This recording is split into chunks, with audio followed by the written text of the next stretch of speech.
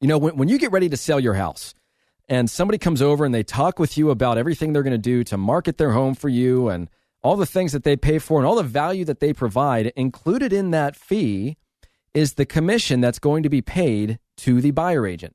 In the state of South Carolina, the seller pays both the seller commission and the buyer commission. Just like when you go and you buy a home, you don't pay any commission. And that was developed in 1996, by the way, through the National Association of Realtors through a rule called the Buyer Broker Commission Rule, which essentially states that once that commission is negotiated between the seller and the listing agent, the buyer or the buyer agent don't have control over the commissions.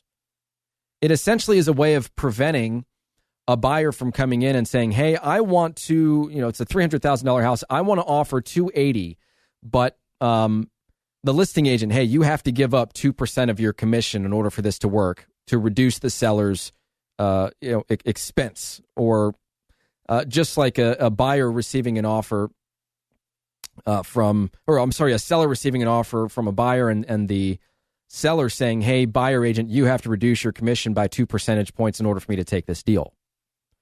Either party can't really negotiate commissions because it's baked into the representation agreement, which is either a listing agreement or a buyer agency agreement. So the challenge is this.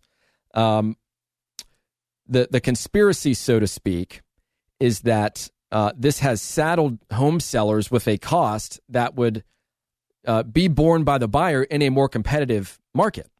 They're saying that because buyer brokers won't show homes to their clients where the seller is offering a lower buyer agent commission, or will show homes with higher commissions first, that sellers are therefore incentivized when kind of making that required blanket non-negotiable offer to procure a buyer through that buyer agent's cooperation in return for getting a higher commission. They're saying that it's a way of overinflating the buyer agent's commission or fee and passing it on to the seller because of the nature of the fact that neither agent can negotiate for commissions with the either party. You can negotiate with your listing agent for how much commission they are going to charge you based on the services they offer.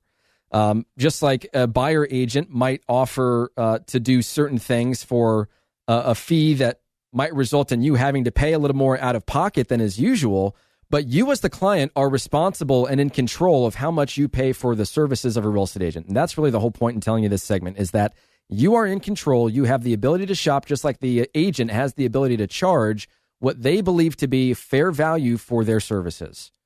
So yes, commissions are always negotiable. There is no quote-unquote standard commission, but you need to ask the question to have that comfort.